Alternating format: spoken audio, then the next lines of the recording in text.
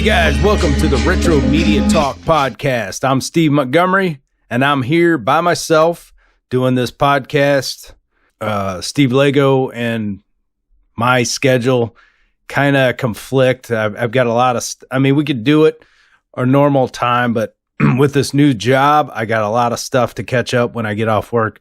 So sadly, I'm going to have to do a few solo podcasts and try to figure out when our schedules align to reconvene.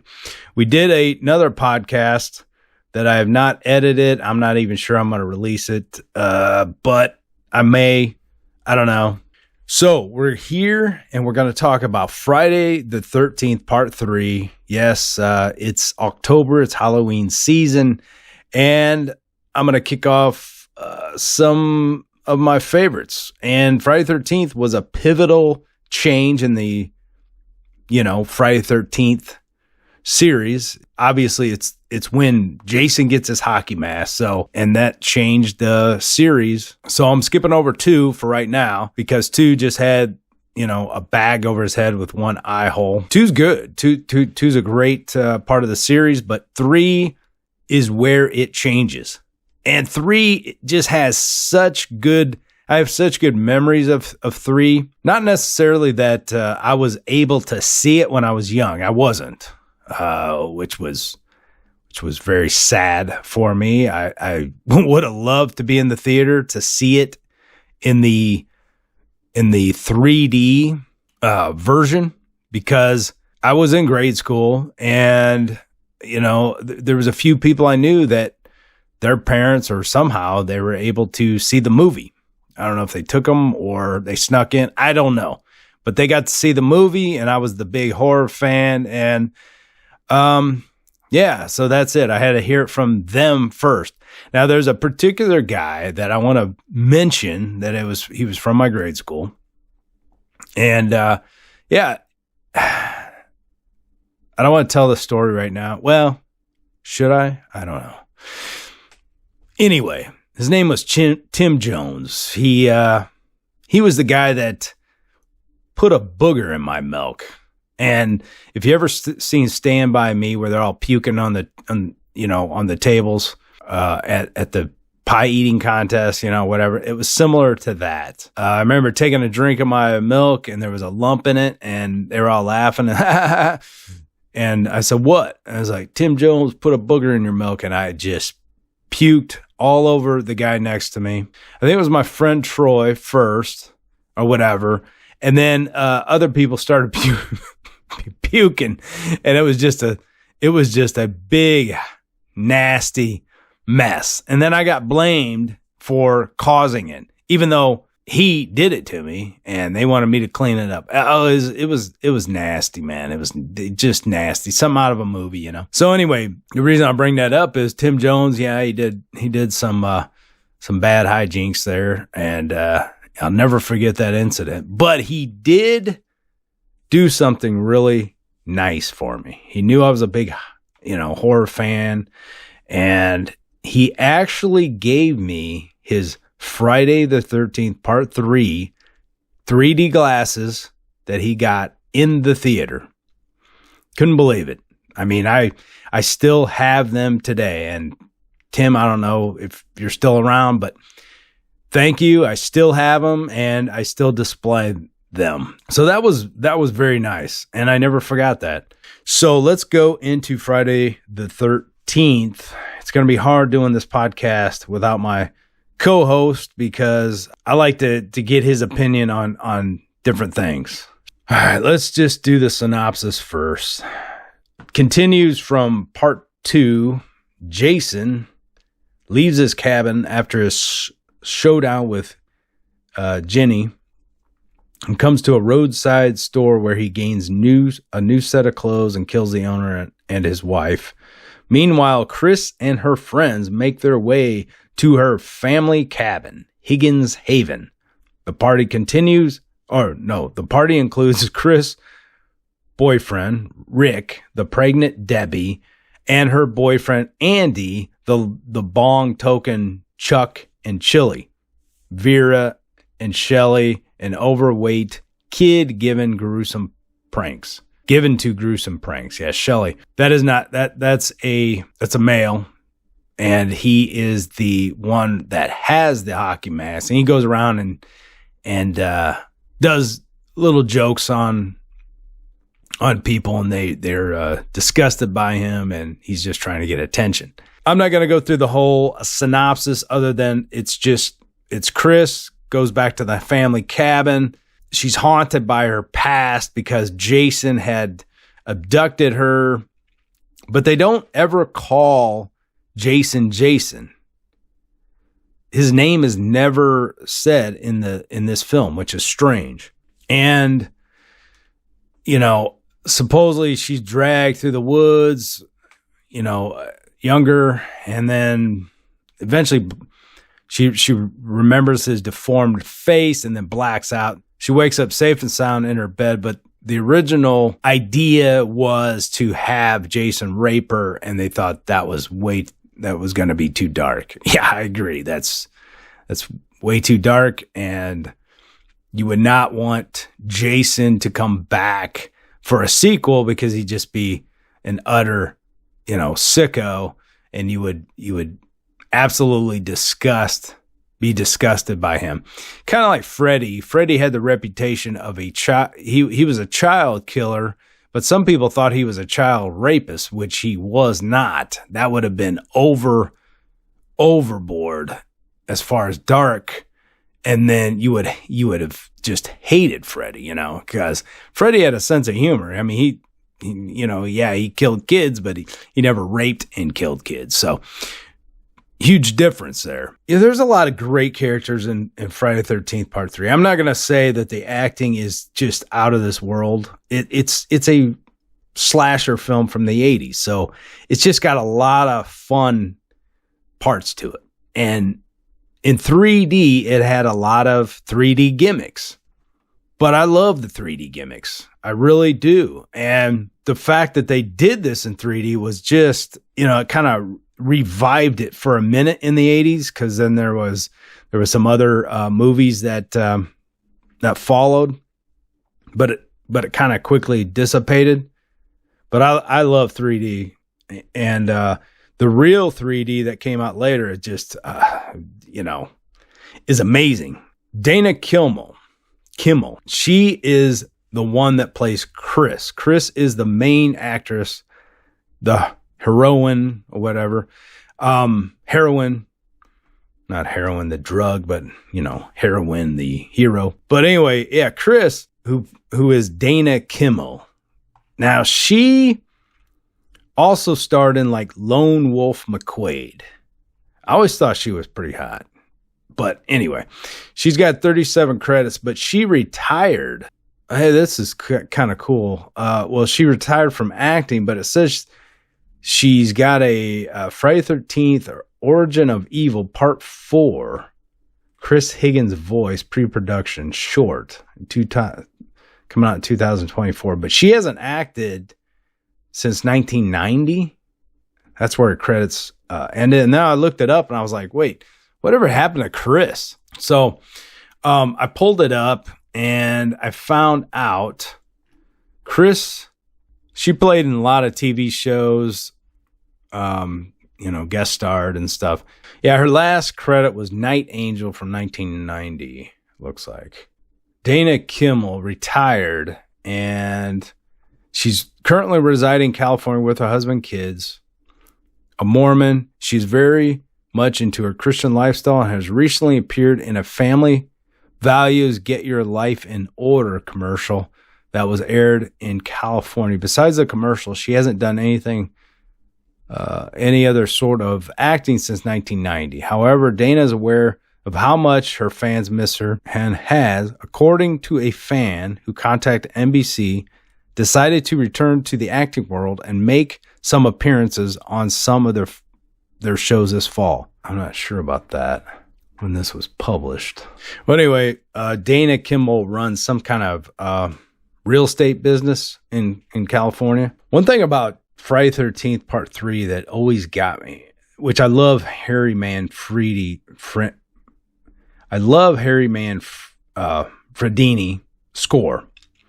But it was just announced that La La Land Records has announced a new soundtrack album for the 1982 slasher. The album features the restored, remixed, and remastered expanded original score from the third installment in the Friday the 13th series, composed by Harry Manfredini, including previously unreleased music. So we can visit the La La Land official website. Let me see this.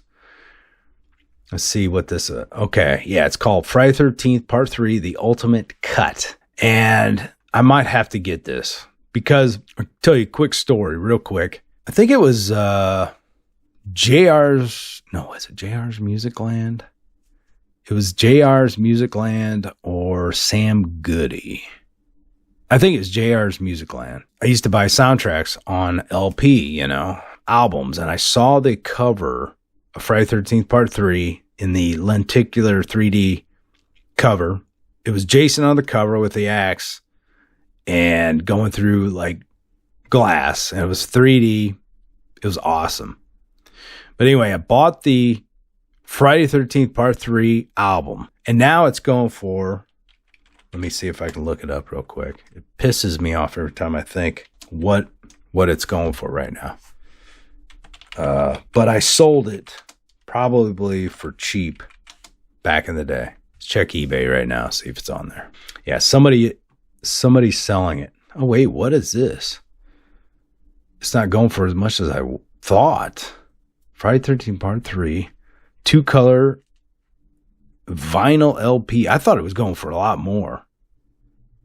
Brand new. What? Is this this must be a different one. This ain't the original. There's no way. They got it for... No, this ain't the one I bought. No, here's the original. 125. This was the first pressing. So they made multiple pressings. Oh, wow. I kind of like the new pressing or whatever. Soundtrack 2. It's really cool. Original motion score, of course. Colored vinyl, artwork by Ghoulish. But it sucks. I had the original, and this thing was good. When last time I checked on eBay, it was going for like $700 or $800. So it's not going for as much now. 145 looks like for the first pressing. So that ain't too bad. But I do like the new pressing, but I wish I had the original because it's all red. This one is not red. And it had Jason with the axe. This one has him with the hand reaching through the glass. This one, the original had Jason with the axe going through like a window and it was really cool. It was in 3D, Friday 13th Part 1, 2, and 3. Oh, never mind. I'm way off base. So Friday 13th, the album I had, it says Part 1, 2, and 3. And it had Jason with the axe going through the window. So it was actually all 3 movies on LP. I thought it was just Part 3. Okay. So anyway, that's pretty sweet. Even though I take a multivitamin, I also like to take superfoods. And the best superfood I found on the market that tastes just amazing is Brickhouse Nutrition Field of Greens. Real organic superfood. 1 scoop of Field of Greens gives you the full spectrum of colors with fruits, veggies, herbs, spices, and more. Helps with your overall well-being by aiding in antioxidation, lipid metabolism, and glucose metabolism.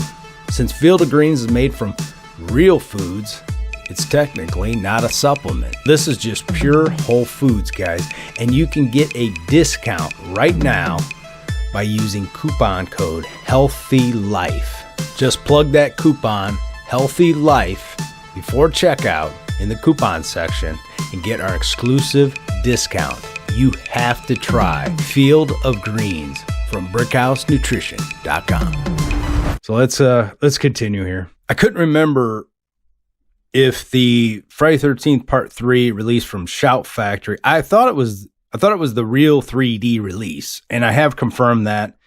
I put it on, and it's definitely the best it's ever looked in 3D. It's a phenomenal transfer. I have a 3D TV. I'm really sad that they phase those out because I really love 3D. Yeah, so if you got a 3D TV, hang on to it.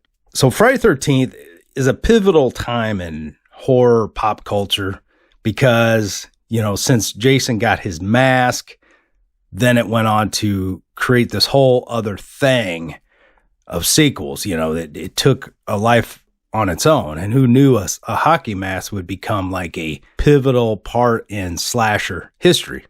I watched Friday 13th Part 3 again. And then I watched it again with audio commentary on a different day. The audio commentary was great. Really informative. I want to go over some of the casts, what they're doing right now, because I thought that was kind of interesting. For one, Jason was played by Richard Booker.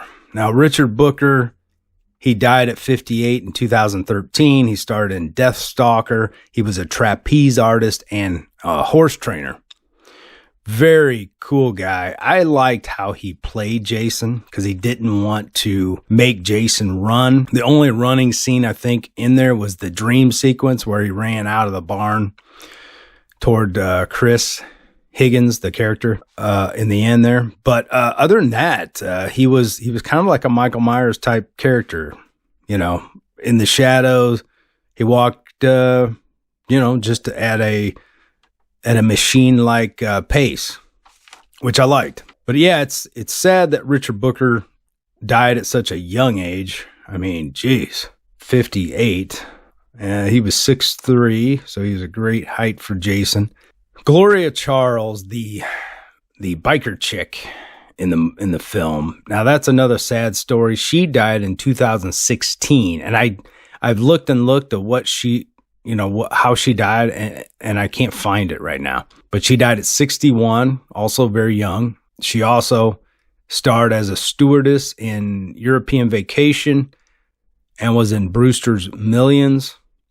I don't think she did a lot else, but those are two main credits. She had a great personality. She was in a lot of the, I think, Crystal Lake Memories documentary. Yeah, I saw her in some other, I think his name is Jason documentary, I think. Something like that. And it's been a while, but great personality. Dana Kimmel starred as Chris Higgins. She's the main star. I mean, the surviving star, I guess. There was an alternate ending where she got her head cut off, but they chose to go with this one where she survives, which I personally like. I would not have liked her to have died in the end, to be honest with you. She also starred in Lone Wolf McQuade. She was in Days of Our Lives a little bit. Her last role before she retired was Night Angel, and that was in 90. So she retired from acting, and she manages and owns a property management company, which I thought was interesting. It's weird when you look back at these actors and actresses to see what they're doing now, see if they made a career out of it. Because, I mean, this is a piece of history, but most of them are not doing anything with acting right now. There is one guy that is, but I'll get to him in a minute. And then you got Tracy Savage. Tracy Savage was a child actor, young actor, and she played Debbie. This was her last film. And then she became a reporter. She reported on the O.J. Simpson trial. She even testified in the case. I don't know, some other major cases. I don't know if she's still reporting now or not, but it's interesting that that's what she left acting to do, was be a reporter. And she was very successful at that. And Paul Kratka, Kratka, Kratka, Kratka, I guess you say. I don't know if that's how you say it, but Rick, he plays Rick, Chris's boyfriend. The only thing he's doing one in 2023, an acting credit as Uncle Jed in a, I believe, a Christian movie called Christ Rising, but it looks pretty B. It looks like a pretty B made movie. I mean, it's pretty cheesy looking. I don't know what the movie's like. Message is probably really good, but that's what he's doing. And I believe he said it in the audio commentary that he was a chiropractor, I believe. That's pretty interesting. That's what Paul's doing. Jeffrey Rogers plays Andy. He's the guy with the yo-yo that was Debbie's boyfriend, wearing the sleeveless shirt and, cool character guy. He was kind of the cool guy. He was friends with Shelley and hooked Shelley up on the blind date, I guess, for the trip. Yeah, Jeffrey Rogers, that's interesting. He's retired too. He guest appeared in like Chips, Facts of Life, but now he's like a doctor in New York. I guess he's been that way. He was in Karate Kid Part 2 and Surf 2, whatever that is. I don't know what that movie is. So Jeffrey's a doctor, I guess, in New York, unless he's retired now. But anyway, now you have Vera, which plays the supposed date of Shelley that, she doesn't like Shelley, obviously. Shelley is kind of like the outcast. He's, plays these horror pranks to try to get attention because, he just looks goofy. But Catherine Parks, her last role was in 1993 from a movie called Body of Evidence. I thought I saw that one, but I don't remember it. She also appeared in Weekend at Bernie's, Looker, and Aspen Extreme. But I don't know what she's doing. Couldn't find any information, so I don't know what's going on with her. I mean, these people could be making a killing at these conventions, which some of them I think do go to every once in a while. But I don't know, it's just weird, man. You're in a movie, a historical horror film, which, may be a little taboo for most people, but horror fans, they stick together. They really support, these classics. They never, the thing is, you could have a really good drama that just dies off, but the horror fan base, it just goes on and on. So anyway, let's go with Chuck. Chuck, who plays David Cadams, who plays Chuck. He's the pot smoking guy that looks like kind of Tommy Chong, and I guess he kind of pretended to be that way. That's what, the first time I saw that, I was like, is that? He reminds me of Cheech and Chong. He acts like Chong and kind of looks like him. His last role was in 1990, Genuine Risk, whatever that is. Now I guess he's a stand-up comedian in Seattle, but he might be retired. I don't know. I don't know if he's still. I couldn't find much information on what he's doing right now, other than what they said. I don't know. I didn't dig real hard. His girlfriend, Chili, the pot-smoking companion, Rachel Howard, she retired from acting. The last role was Deep Space in 1988, so she hasn't been in anything either. Let's get to good old Shelley. Now, Shelley was probably the most hated actor on the set and most beloved actor on the set. You either hated him or loved him. And I grew to love him. He tries, And he plays Shelley. Larry Zerner plays Shelley. They said they were going skinny dipping, and I'm not skinny enough. He became a entertainment lawyer. Very successful one, too. And the thing is, how he auditioned or how he found out about the role was just by luck. He was handing out free tickets, I guess, to The Road Warrior, starring Mel Gibson back in the day. This part of the film crew or whatever who was making Friday the 13th Part 3 approached him and said, "Hey, are you an actor?" And he said, yeah. I guess he was studying acting. And they said, "You would be perfect for this movie we're making," because I guess he just looked the part. They imagined Shelley looking like Larry Zerner. And that's how he got the role. I mean, talk about luck, man. And now he's this big, successful entertainment lawyer in LA. Huh. But I like Shelley, man. I mean, he really does grow on you. Let's go with Steve Miner. Steve Miner. He directed Friday the 13th Part 2 and Friday the 13th Part 3. He also directed one of my favorites, House, in 1985, starring William Catt. He also directed another awesome film, Forever Young, with Mel Gibson, 1992. I love that film. Now, one of my least favorite films he directed was H2O, Halloween. I absolutely I hated The Mask. It was terrible. The eye holes were too big. They showed his eyes too much. It was just, I could go on a lot of what I do not like about that movie, but it's fun to watch if you are not as picky as I am about how Michael Myers should look in the film.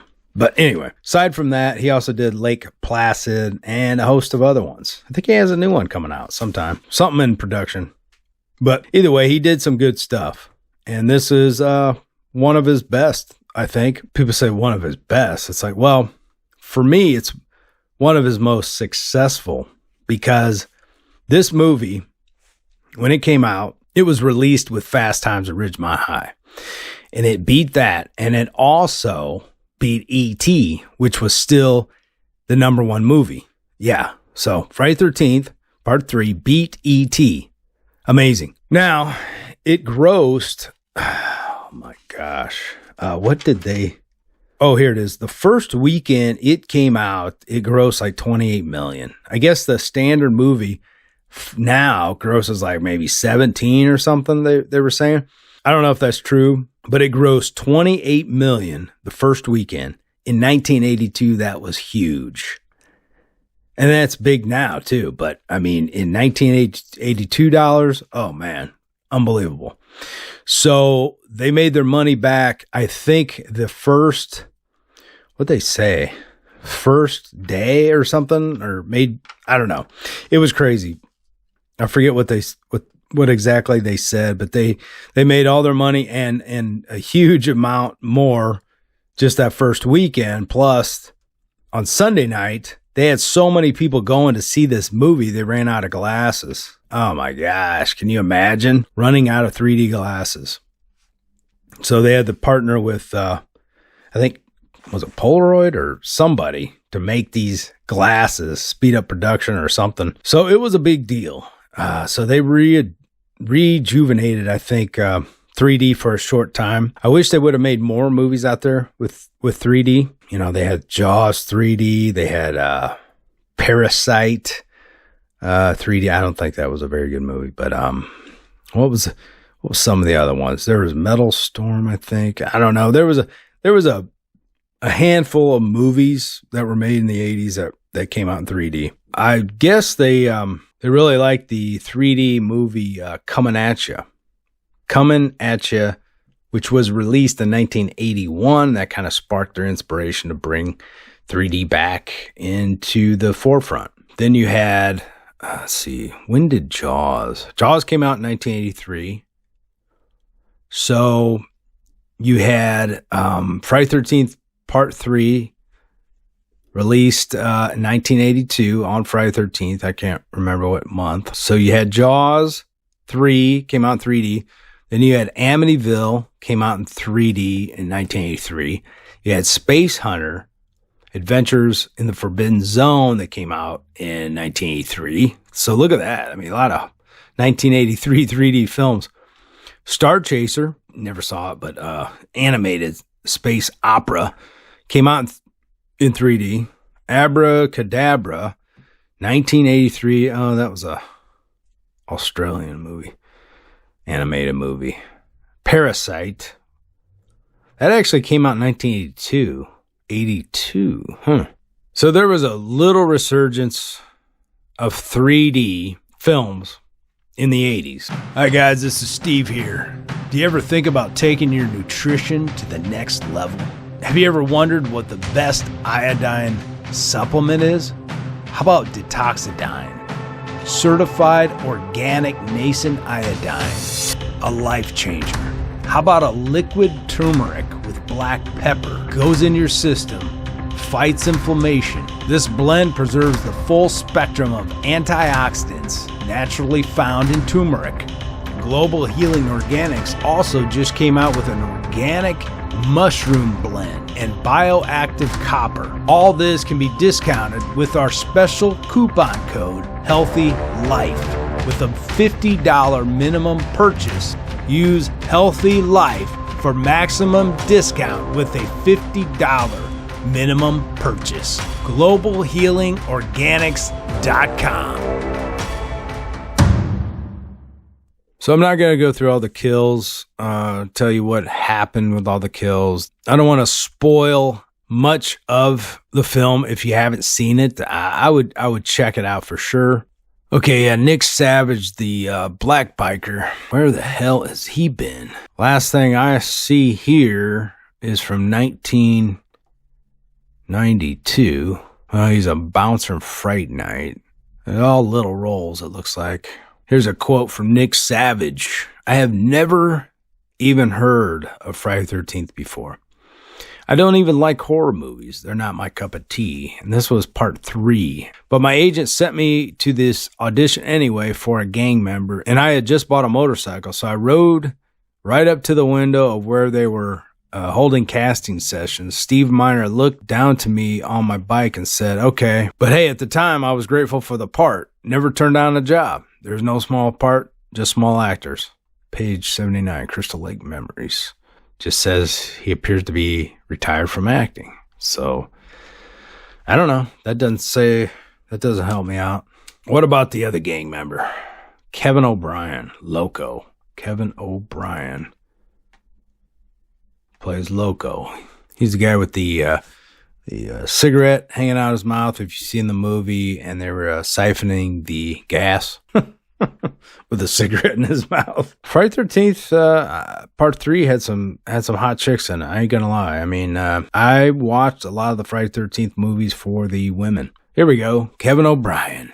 Is he still around? Okay, so he was in the movie Warlock. Actor, 22 credits. Anything good?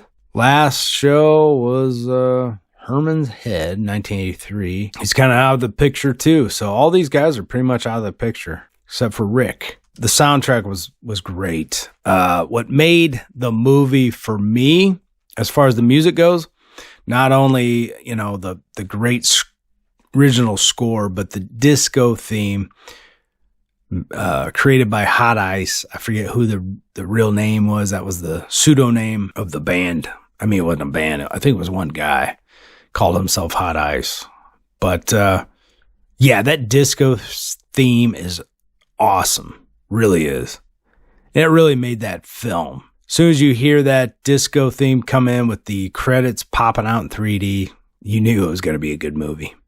So Friday the 13th, part 3 is a pivotal part in pop culture, horror pop culture history. It was the introduction of the hockey mask that became a symbol for horror films. In general, like 80s horror, you think of the big 3. The big 3 in 80s horror for me is Jason, Freddy, and of course, Michael Myers, which is really part of the 80s and 70s. But those are the 3 that are the best. They're the most recognizable. Besides, then you have Chucky, and then I would put Leatherface maybe in there as 4th iconic character. I mean, as far as like 70s and 80s, those 4 are the prime example of 80s pop culture. Then when you obviously add the big resurgence for horror was Scream. And I'm planning on doing that movie too. And, Ghostface became another iconic slasher in pop culture. Ghostface would be 5th in my book, just because it came out later. It came out in the 90s. And then you can go on from there, pick your, whatever else you want. But that's kind of where it stops for me. I mean, I think those are the best ones. I know some people like it. It was not very scary to me. The Clown and Terrifier, which is a very, I don't want to say a horrible movie, but over the top gory movie. But that clown is much more scarier than it. Trust me. But yeah, Terrifier 2, over the top gore. It's a one watch for me. And the first film that introduced that clown was like All Hallows Eve. But I will give credit, that clown is creepy. You know, it is a creepy clown. But Friday the 13th Part 3, just a classic from 1982, made a ton of money for what they made it with. And even using the 3D technology, they were stretching their budget, but they made it all back and more the first weekend. So you can't beat that. So horror movies are profitable. They're very profitable. They're very popular. I mean, who would have thought Friday the 13th Part 3 would beat E.T.? I don't know how long E.T. had been on the screens, but just the fact that it beat it was pretty funny for me. And it beat Fast Times at Ridgemont High too, which I'm sure was a big shocker for a lot of people. Friday the 13th Part 1 was more suspenseful. Friday the 13th Part 3 is more intense, I guess, with with Jason and the 3D elements. But I think as far as suspense goes, maybe Friday the 13th Part 1, Friday the 13th Part 2 is good, but I didn't really like the potato sack. I thought that was a cheap way of going. It's still a good movie, but, it's just not iconic in the series as Part 3. And I think Part 3 is probably the most successful movie in the whole series, except for Freddy vs. Jason, which is another great one. There's a lot of stuff and grueling filmmaking that had to go on with the 3D. They really had to spend hours setting up the 3D cameras, lighting, and all that stuff. So the actors had a lot of downtime between shots. They said they came in most of the time at like 5 p.m. and worked till 6 or 7 or something in the morning. I mean, long nights. So they film mostly at night. I think they film, and then there's only a couple day scenes that, the next morning and stuff. But I don't want to tell you who gets, the hot poker, but there's a stabbing with a hot poker, and they had to film that scene 32 times to get the 3D right. And that's how a lot of the scenes happened. They had to film over and over because you had to go right into the camera to get the effect. So the scene where Shelley throws the wallet, that scene took many shots because he had to throw it just right at the camera. There's a yo-yo scene. It had to go. There's in front of the camera. There's like a juggling scene. All these things took a lot of time to film. And Richard Booker was talking about just the Jason makeup alone took about 6 hours to put on. Can you imagine being there 6 hours putting on makeup? That's crazy. The other thing I found interesting was the lake that they filmed, the cabin and stuff on, they built. It was a man-made lake, and when they filled it with water, I guess they didn't tar it correctly or whatever, and all the water drained out and they had to refill it. So I'm sure that wasn't very cheap. And then there was some other nasty things that came.